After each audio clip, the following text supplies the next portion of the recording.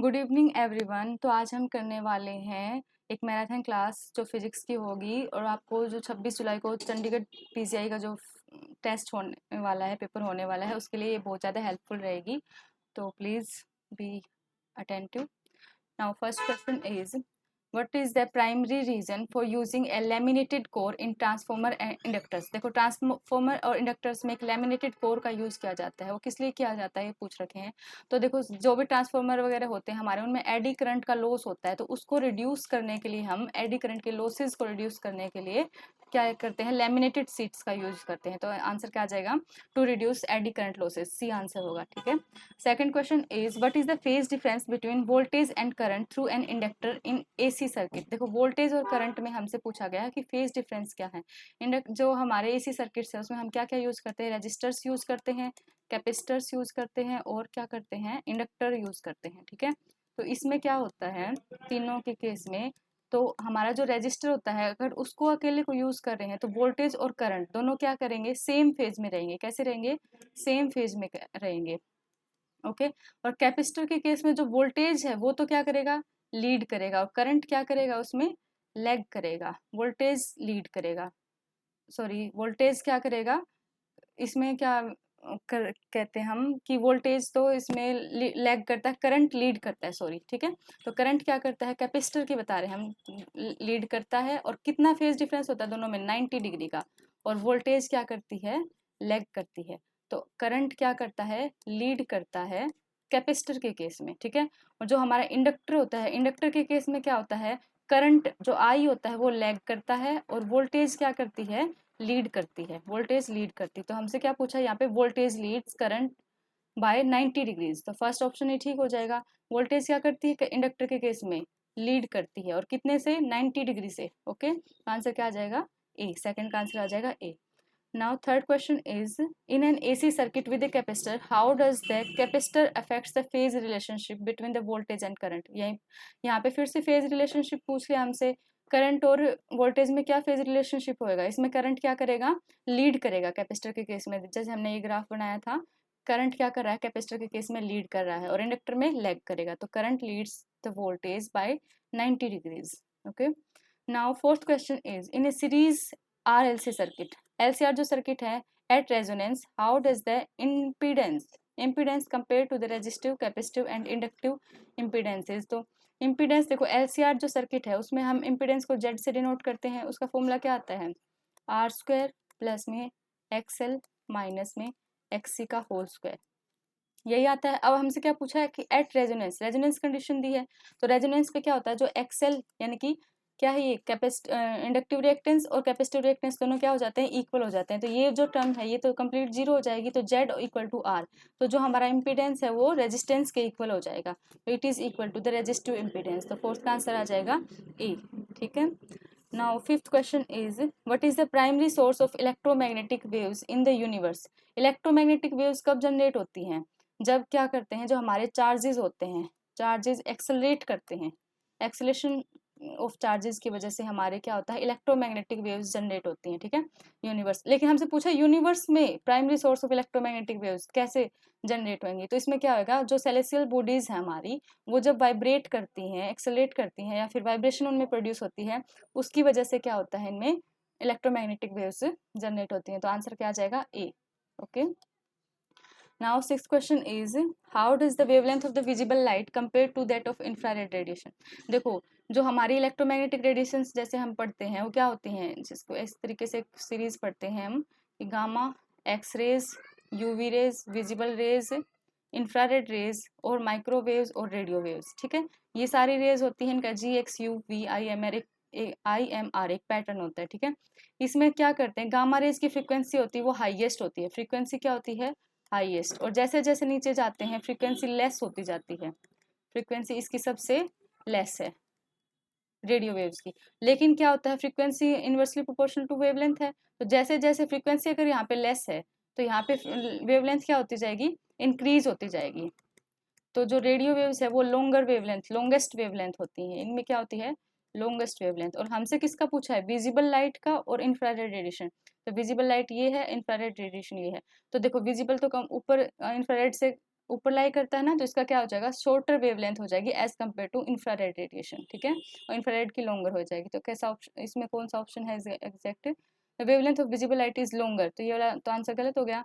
Visible light की तो wavelength shorter होती है ना इंफ्रारेड रेडिएशन से, तो बी आंसर आ जाएगा, wavelength of visible light is shorter than that of infrared radiation. Okay, now seventh question is what is a specific application of gamma rays. देखो गामा रेज ये होती है सबसे हाईएस्ट फ्रीक्वेंसी रेज होती हैं, इनका क्या होता है, ये ट्रीटमेंट ऑफ कैंसर के लिए यूज होती हैं। जब हमारी सेल्स इंक्रीज होती हैं तो हमें हाइयर, जैसे इसमें एक्स रेज होता है बोन स्ट्रक्चर को डिफाइन करने के लिए, इसका यूवी रेज का भी एक अलग वो होता है, फंक्शन होता है। तो गामा रेज किस लिए यूज करी जाती हैं, treating certain type of cancer. तो सेवंथ का आंसर क्या आ जाएगा, बी।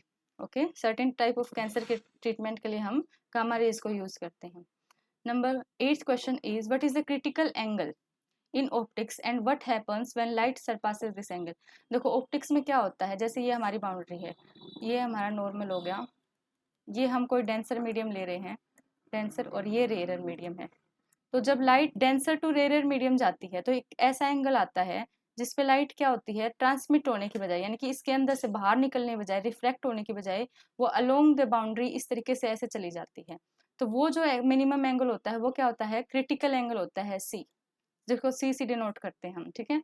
तो ये जो एंगल है इसके बियॉन्ड, अगर इससे हम ऊपर की ओर गए तो क्या हो जाएगा, वो लाइट है ना बाहर की ओर, इसके अंदर मतलब दूसरा जो मीडियम है उसमें नहीं जा पाएगी, वो सेम उसी मीडियम में वापस से क्या हो जाएगी, रिफ्लेक्टेड हो जाएगी। तो इसको बोलते हैं टोटल इंटरनल रिफ्लेक्शन, TIR, ठीक है। तो it is the angle eight which light is totally internally reflected with in a medium beyond which it escape from the medium. तो आंसर क्या आ जाएगा, ए, ठीक है। वैसे इसका आंसर ये भी हो सकता है ना, below which it escapes from the medium. इससे देखो इसके नीचे कोई भी एंगल जाएगा इस तरीके से, यहाँ पे इसके नीचे जाएगा तो क्या आएगा, वही जो रिफ्लेक्शन होना चाहिए था, ये इसी के अंदर पास हो जाएगी।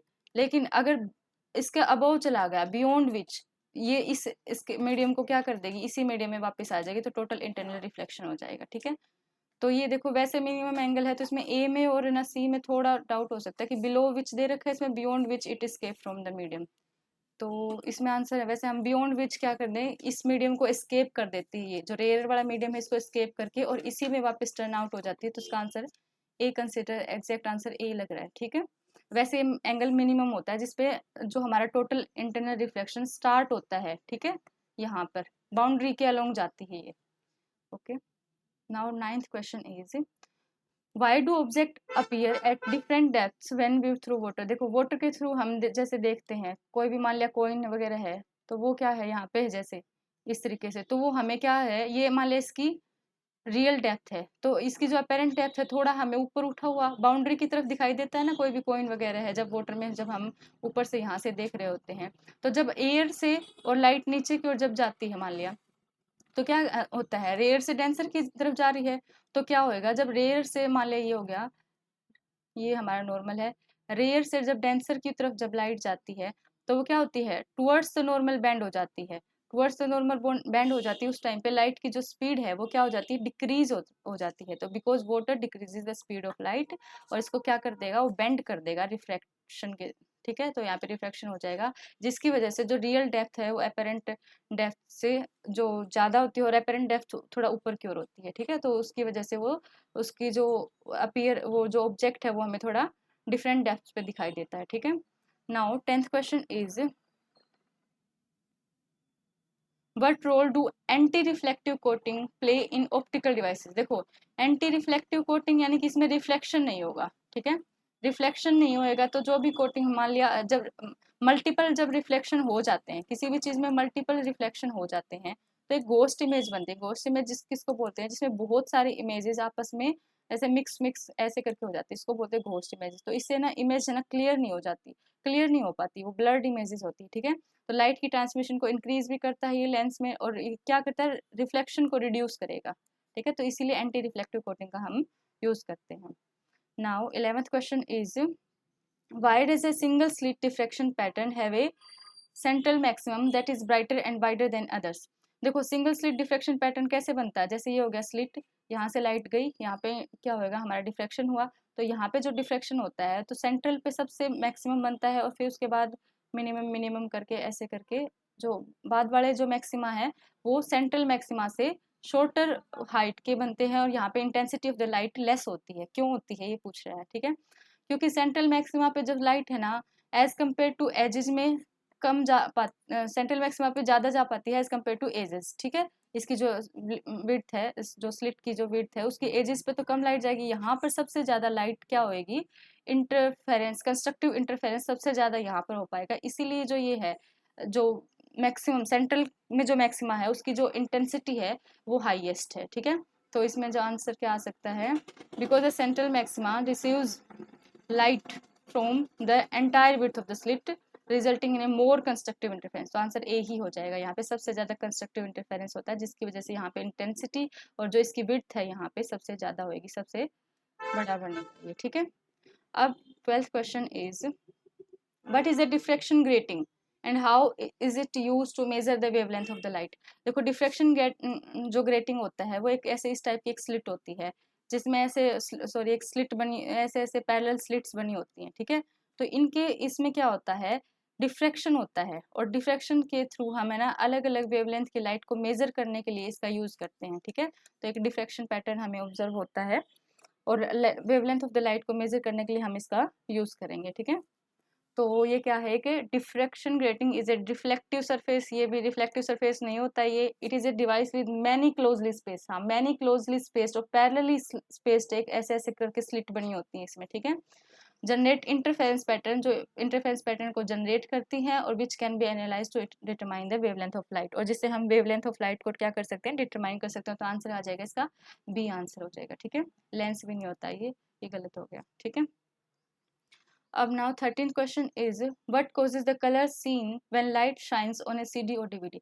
देखो जो डिफ्रैक्शन ग्रेटिंग होती है वैसे ही स्मॉल स्मॉल डिफ्रैक्शन पैटर्न है जो अपनी जो सीडी होती है या फिर डीवीडी होती है उसके जो सरफेसेस पे बने होते हैं। इसकी वजह से जब इनके ऊपर लाइट फॉल करती है, इंसिडेंट करती है, तो उसके ऊपर डिफ्रैक्शन ग्रेटिंग की वजह से वहाँ पे इंटरफेरेंस पैटर्न होएगा, और इंटरफेरेंस पैटर्न की वजह से यहाँ पर बहुत सारे साइंस कलर दिखते हैं, कलर पैटर्न बनता है येलो ग्रीन ब्लू ऐसे करके। तो इसकी वजह से यानी कि इसमें क्या होगा, डिफ्रैक्शन होएगा। They are produced by diffraction from finely space, finely space था ना ग्रेटिंग, जो हमारी फाइनली स्पेस और पैरेलल स्पेस डेटा ट्रैक्स थे, ठीक है। तो ग्रेटिंग की तरह ही इसमें यहाँ पे इसकी जो सरफेस है इनके ऊपर एक ग्रेटिंग लाइक पैटर्न होता है, जिसकी वजह से यहाँ पे डिफ्रैक्शन होता है, इंटरफेरेंस पैटर्न बनता है, यानी कि बहुत सारे कलर्स हमें यहाँ पे शो होते हैं, ठीक है।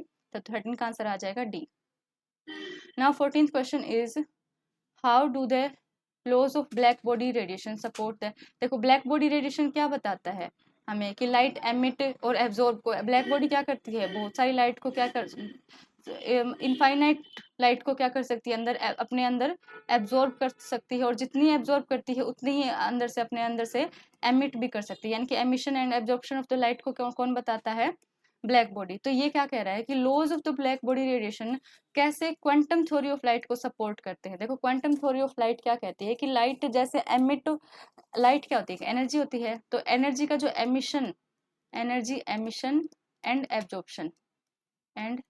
एब्जॉर्प्शन वो क्या होता है, किसके थ्रू होता है, क्वांटा, एक छोटे छोटे डिस्क्रीट पार्टिकल्स होते हैं, डिस्क्रीट एनर्जी पैकेट्स होते हैं जिनको क्वांटा बोलते हैं, डिस्क्रीट एनर्जी पैकेट्स, ठीक है, उनके थ्रू होता है। यही क्वांटम थ्योरी बताती है, और सेम किस में होता है, ब्लैक बॉडी रेडिएशन में होता है, कि इसमें भी एमिशन और एब्जॉर्प्शन किसके थ्रू होता है, क्वांटा के थ्रू, एनर्जी क्वांटा या फिर एनर्जी के पैकेट्स के थ्रू, एनर्जी पैकेट्स के थ्रू, ठीक है।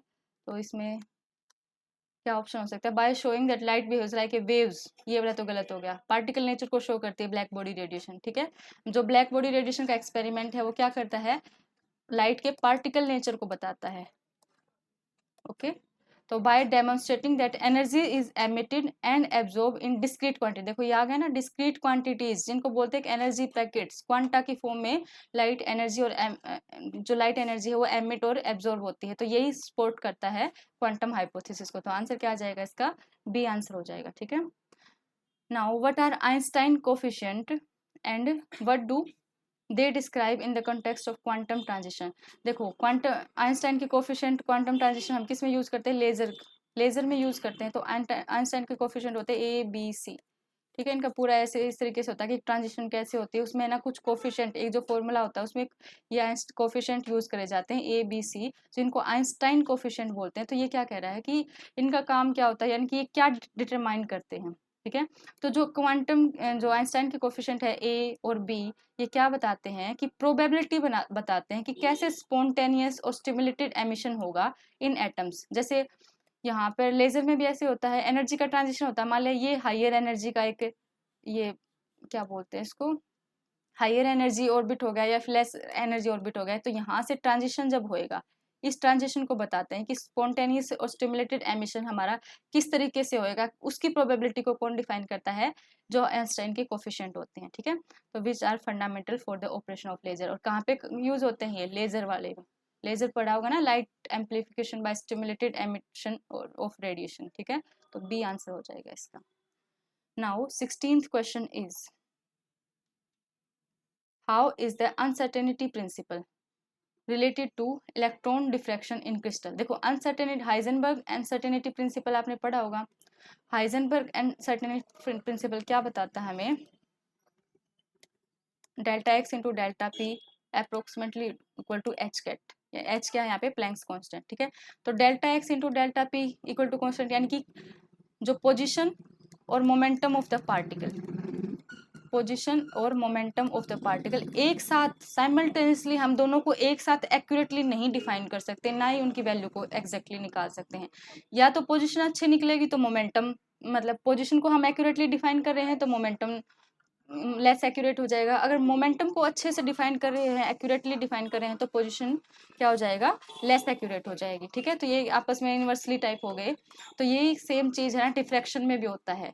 उस सेम जो चीज़ है कि वहाँ पे अगर हमें डिफ्रैक्शन, जैसे सिंगल स्लिट है, वहाँ से लाइट आ रही है, तो वहाँ पे अगर लाइट के हम पोजीशन को डिस्क्राइब कर रहे हैं तो मोमेंटम को अच्छे से लेस एक्यूरेटली नहीं डिफाइन कर पाएंगे। ठीक है। तो सेम यही चीज़ है, अनसर्टेनिटी प्रिंसिपल हमारे डिफ्रैक्शन में भी यूज होता है। तो इसमें आंसर क्या आ सकता है, it describe the inability to know both the position and momentum of an electron simultaneously. तो यही बात हो गया कि इनएबिलिटी होती है कि हम पोजिशन और मोमेंटम को एक साथ नहीं डिफाइन कर सकते। तो आंसर क्या आ जाएगा, बी। 16th का आंसर हो जाएगा B. Now 17th question is, explain the phenomena of atomic fluorescence and its application. देखो फ्लोरोसेंस में क्या होता है, फ्लोरोसेंस मतलब देखा होगा तुमने, बहुत सारी लाइट्स हैं जिनके ऊपर, जैसे हम लाइट किसी भी चीज़ के ऊपर, किसी भी ऑब्जेक्ट के ऊपर जब लाइट को फोल्ड करते हैं तो वो एक तरीके से, अलग तरीके से शाइन करने लग जाता है। तो ये लाइट को एब्जॉर्ब करेगा, मान लिया एक वेवलेंथ की लाइट को एब्जॉर्ब किया और ये वापस से एमिट करेगा। कोई भी चीज़ शाइन क्यों करती है, कि लाइट को एमिट करेगी अंदर से, तो जो दूसरे वेवलेंथ की लाइट को ये अपने अंदर से क्या करेगा, एमिट करेगा। ठीक है। तो इसमें क्या होता है, एब्जॉर्प्शन किसी से एक स्पेसिफिक वेवलेंथ पर, और जो उसके बाद क्या होगा, एमिशन उसके अलग वेवलेंथ पर। वो वेवलेंथ लेस भी हो सकती है और लॉन्गर भी हो सकती है। जनरली ये क्या हो सकती है, लॉन्गर वेवलेंथ पे ही एमिट करता है। ठीक है। तो इसका आंसर क्या हो जाएगा कि इट इज द फ्लोरेसेंस क्या है, absorption of light at one wavelength and re emission, उसके बाद उसको वापस से री एमिट करेगा एट ए लॉन्गर वेवलेंथ, यानी कि जनरली लॉन्गर वेवलेंथ पर ही एमिट करता है। ठीक है। और इसको यूज कैसे करते हैं, हम एनालिटिकल केमिस्ट्री में यूज करते हैं, detect trace amount of elements को। ठीक है। तो आंसर क्या आ जाएगा 17th का ए। तो फ्लोरेसेंस किस लिए होता है कि एक लाइट पे हमने वेवलेंथ को एब्जॉर्ब किया, उसके बाद री एमिट कर दिया, जनरली लॉन्गर वेवलेंथ लाइट को री एमिट कर दिया। ठीक है। Now 18th question is, what role do atomic model play in the development of, एक सेकेंड इसको ऊपर नहीं जा रहा है, हाँ, what role do atomic model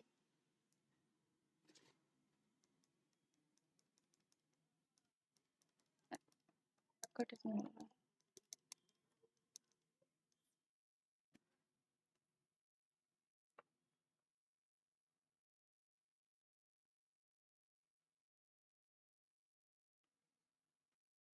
एक सेकेंड भाई, अब सही है, चल रहा है ना, हाँ सही है। What role do atomic model play in the development of quantum mechanics. तो देखो क्वांटम, पहले तो हमारे पास क्या थी, क्लासिकल मैकेनिक्स। ठीक है। क्लासिकल मैकेनिक्स क्या होती है, हमने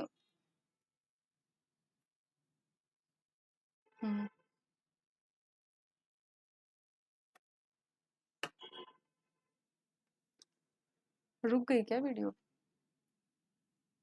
अच्छा रही है ना।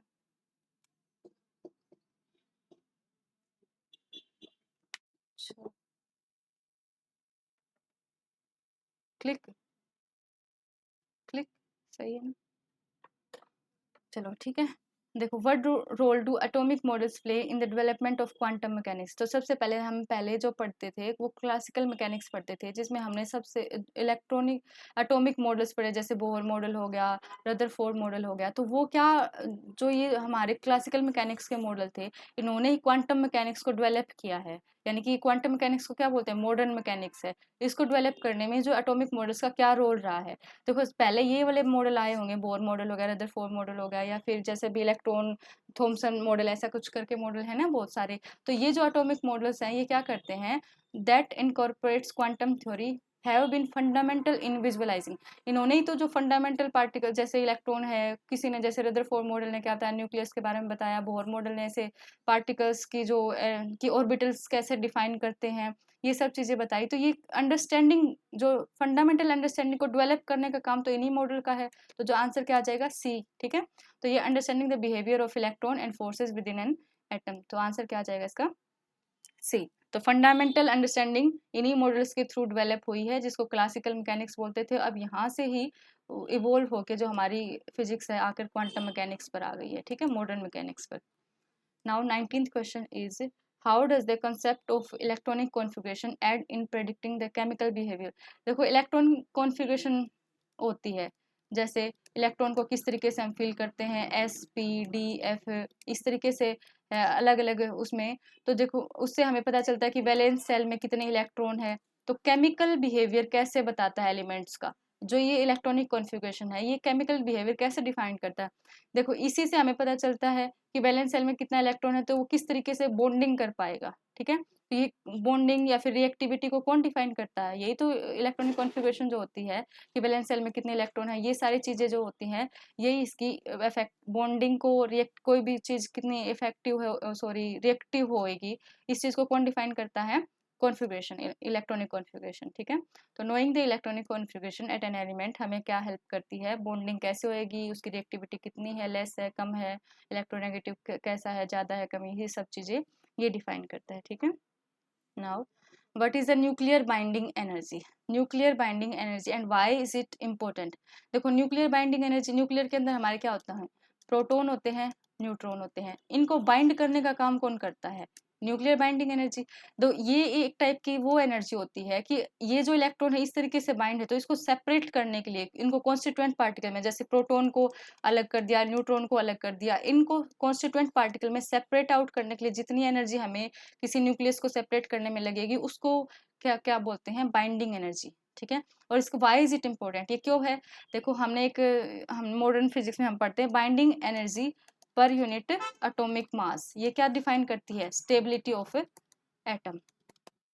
क्या बताती है, स्टेबिलिटी, जितनी ये ज्यादा होएगी उतना ही एटम क्या हो जाएगा, ज्यादा स्टेबल होगा। जैसे आयरन की सबसे ज्यादा होती है, तो एटम की स्टेबिलिटी को कौन डिफाइन करता है, बाइंडिंग एनर्जी पर एटॉमिक मास। तो ये it is the energy required to break a nucleus into its separate protons और न्यूट्रॉन्स में, indicating how stable the nucleus is. ये क्या इंडिकेट करती है कि कोई भी न्यूक्लियस कितना स्टेबल होएगा। ठीक है। तो आयरन का न्यूक्लियस सबसे ज्यादा होता है, इसकी बाइंडिंग एनर्जी सबसे ज्यादा होती है। ठीक है।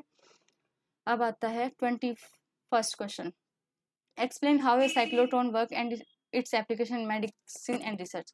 देखो, साइक्लोट्रॉन क्या होता है, इस तरीके से ऐसे डी डी टाइप की दो वो होती हैं, डी होती हैं, जिसमें से हम इलेक्ट्रॉन को, सॉरी, पॉजिटिव चार्ज या फिर नेगेटिव चार्ज, ज़्यादातर इलेक्ट्रॉन को नहीं करते, पॉजिटिव चार्ज पार्टिकल्स को क्या करते हैं, इसके अंदर से एक्सेलरेट करके, एक्सेलरेट करते हैं हम। ठीक है। और उसमें मैग्नेटिक फील्ड अप्लाई करते हैं साथ में। तो इसका काम क्या पूछ रहा है कि मेडिसिन एंड रिसर्च में इसका क्या काम है। तो इसका आंसर है, it is a machine that use A magnetic field, क्या करने के लिए, एक्सेलरेट करने के लिए चार्ज पार्टिकल को, हाई एनर्जी, इतनी एनर्जी तक एक्सेलरेट होएगा। और फिर यहाँ पे एक टारगेट ऐसे करके एक विंडो लगी होती है, और वहां से ये पार्टिकल एक्सेलरेट होकर यहाँ से स्केप आउट होकर, और जैसे भी हमारा टारगेट मेटल है यहाँ पर कोई भी चीज, उसके ऊपर इसको क्या कर दिया जाता है, कोलाइड करवा दिया जाता है। तो ये किसकी प्रेजेंस में होता है, मैग्नेटिक फील्ड की प्रेजेंस में, और चार्ज पार्टिकल को हाइयर एनर्जी देने के लिए। ठीक है। It is use in particle therapy for cancer treatment, cancer treatment में इसका यूज किया जाता है, और फिजिकल रिसर्च के लिए भी किया जाता है। तो आंसर क्या आ जाएगा इसका, second, B. Now 22nd question is describe the process and significance of beta decay in radioactivity. देखो बीटा डिके क्या होता है, दो टाइप के होता है, एक तो पॉजिटिव बीटा डिके और नेगेटिव बीटा डिके। तो ई माइनस ही से ही डिनोट करते हैं, फिर बीटा माइनस या फिर बीटा प्लस डिके ऐसे भी बोल देते हैं, ठीक है। तो बीटा जो डिके होता है वो एक टाइप का इलेक्ट्रॉन ही होता है, लेकिन वो कहाँ से आता है, वो इलेक्ट्रॉन न्यूक्लियस के अंदर जो प्रोटॉन होते हैं और न्यूट्रॉन होते हैं वो आपस में एक दूसरे में कन्वर्ट होते रहते हैं। जब प्रोटॉन न्यूट्रॉन में कन्वर्ट होता है तो एक टाइप का ई प्लस यानी कि बीटा प्लस जनरेट कर देता है, और जब न्यूट्रॉन प्रोटॉन में कन्वर्ट होता है तो एक जो माइनस का बीटा डीके है ना वो कन्वर्ट कर देता है, ठीक है। तो it involves the conversion of neutron और प्रोटॉन और वाइस वर्सा, यानी कि प्रोटॉन को न्यूट्रॉन में कन्वर्ट कर लो या फिर न्यूट्रॉन को प्रोटॉन में कन्वर्ट कर लो, तो क्या होता है कि बीटा माइनस डीके और बीटा प्लस डीके का एमिशन होता है इलेक्ट्रॉन, ठीक है। Now 23rd question is what is the main purpose of capacitor in an electronic circuit? Capacitor का क्या काम होता है? देखो कैपेसिटर को हम इलेक्ट्रॉनिक सर्किट में इस तरीके से इसका सिंबल होता है, तो इसका काम क्या होता है, इलेक्ट्रिकल एनर्जी को स्टोर करता है। इलेक्ट्रिकल एनर्जी में हम ऐसे निकालते हैं हाफ सी वी स्क्वायर या फिर हाफ क्यू वी, ठीक है, इस तरीके से निकालते हैं ना हम। तो ये या फिर इसका फॉर्मूला क्या होता है, क्यू स्क्वायर बाय 2c। तो यानी कि एनर्जी को स्टोर करने के लिए इसका काम क्या होता है, कैपेसिटर का होता है इलेक्ट्रिक फील्ड में। और इसका काम है, देखो ये डीसी करंट क्या होता है, इस तरीके से ब्लॉक भी कर सकता है और अल्टरनेटिव करंट को इसके अंदर से अपने अंदर से पास भी होने दे सकता है। तो इसका आंसर ए भी हो सकता है, लेकिन एग्जैक्ट आंसर जो मेन पर्पज इसमें पूछा है ना कि मेन पर्पज ऑफ कैपेसिटर, तो इसका काम मेन तो यही है कि इलेक्ट्रिकल एनर्जी को ये स्टोर करता है, ठीक है। अब 24th question is what type of semiconductor device is a thyristor. देखो जो थायरिस्टर होता है उसके अंदर देखो जैसे पी एन इस तरीके से 4 लेयर का एक ऐसे डायोड्स होते हैं, कनेक्टेड होते हैं, ठीक है। तो ये एक जैसे ट्रांजिशन में हमारे 3 डायोड्स ऐसे कनेक्टेड होते हैं, वैसे इसमें 4 टाइप ऑफ लेयर्स बनती है थायरिस्टर में, तो एक टाइप का ट्रांजिस्टर है, ठीक है। On what principle is the Hall effect based, ठीक है। तो होल इफेक्ट में क्या करते हैं हम, जैसे कि हमें वोल्टेज को प्रोड्यूस करना है, होल वोल्टेज जिसको बोलते हैं हम, होल वोल्टेज को प्रोड्यूस करते हैं हम, तो करंट को क्या करते हैं हम, किसी भी करंट कैरिंग कंडक्टर को हम मैग्नेटिक फील्ड में रख देते हैं। किस में रखते हैं, जैसे ये करंट कैरिंग कंडक्टर है, ये कंडक्टर जिसके अंदर से करंट पास हो रहा है, इसको मैग्नेटिक फील्ड में रखते हैं तो हमारा वोल्टेज जनरेट होता है। लेकिन किस तरीके से रखते हैं, जो ये मैग्नेटिक फील्ड और करंट है ये वोल्टेज के हमेशा राइट एंगल यानी कि परपेंडिकुलरली अलाइन करते हैं, तो हमारा क्या होता है, वोल्टेज प्रोड्यूस होता है। तो इसमें होल इफेक्ट किस प्रिंसिपल पे बेस्ड है कि जब production of voltage in a conductor when a magnetic field and electric current are perpendicular to each other, ठीक है। इसमें क्या किया जाता है, जैसे आपने होल इफेक्ट का वो सेटअप भी देखा होगा, मैग्नेटिक फील्ड को एक इलेक्ट्रिक करंट कैरिंग कंडक्टर को मैग्नेटिक फील्ड में ऐसे रख दिया जाता है और मैग्नेटिक फील्ड हमेशा परपेंडिकुलर होता है वोल्टेज के, ठीक है। तो वोल्टेज प्रोड्यूस होता है, इलेक्ट्रिक करंट और मैग्नेटिक फील्ड आपस में परपेंडिकुलरली होते हैं, तो वहां से क्या होता है, वोल्टेज प्रोड्यूस होता है। सो हाँ, that's it for today. Like share and subscribe, अगर आपको पसंद आया हो तो प्लीज़ ज़रूर लाइक करना, कमेंट करना, ठीक है।